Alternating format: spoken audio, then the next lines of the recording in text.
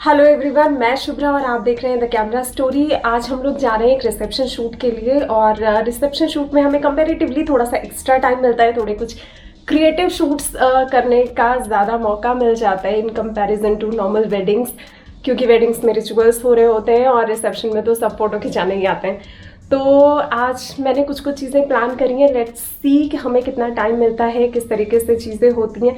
आज इस व्लॉग में जो मेजरली मैं डिस्कस करने का प्लान कर रही हूँ वो है कि आप फ्लैश को किस तरीके से, कितना क्रिएटिव तरीके से इस्तेमाल कर सकते हैं और कितने क्रिएटिव फोटोज़ क्लिक कर सकते हैं फ्लैश के थ्रू।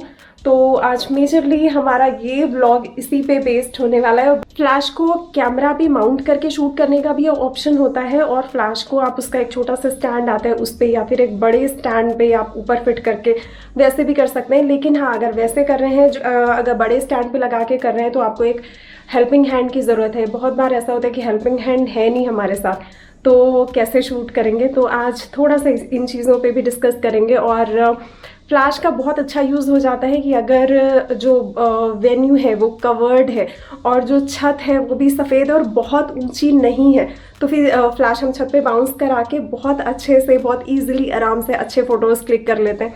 ये फ़ोटोज़ कैसे करते हैं ये आज मैं आपको बताऊंगी। ये बातें उन लोगों के लिए ज़्यादा हेल्पफुल होंगी जो फोटोग्राफी अभी नई नई शुरू कर रहे हैं। जिनको अच्छे से आता है तो उनके लिए तो अभी ये बेसिक चैप्टर हो गया फ्लैश का। फोटोज हो गया मेरे, मैं नहीं करती।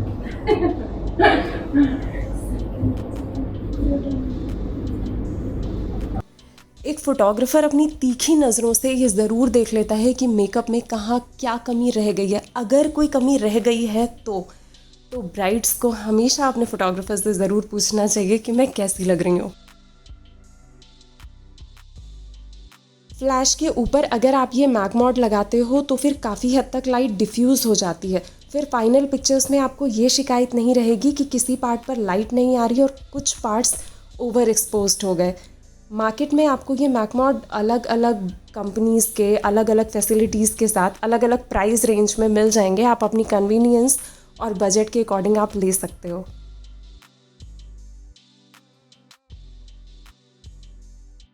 अगर आप हाई सिंक स्पीड वाली फ्लैश यूज़ कर रहे हैं तब तो आप शटर स्पीड को 1/200 के ऊपर ले जा सकते हो। अदरवाइज़ ये गलती बिल्कुल मत करना, वरना फ़ोटोज़ में ब्लैक लाइन आएगी। एक्चुअली होता यह है कि कैमरा का शटर जब ओपन होता है और फ्लैश की लाइट फायर होती है, ये दोनों चीज़ें एक साथ होती हैं तब तक तो ठीक है।